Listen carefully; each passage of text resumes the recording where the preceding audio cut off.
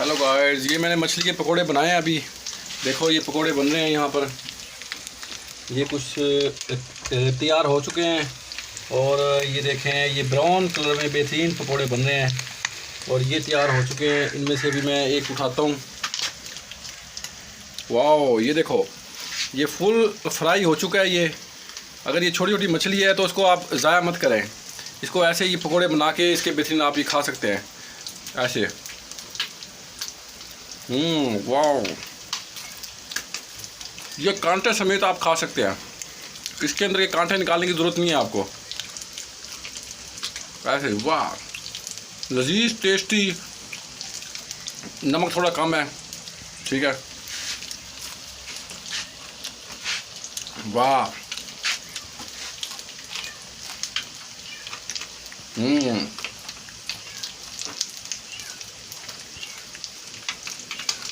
वाह, मज़ा आ गया।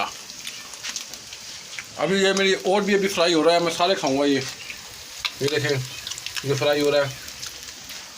ठीक है गाइस, मेरी वीडियो पसंद आए तो कमेंट्स में मुझे बताना कि इसका ये कैसा टेस्ट था। Okay, bye.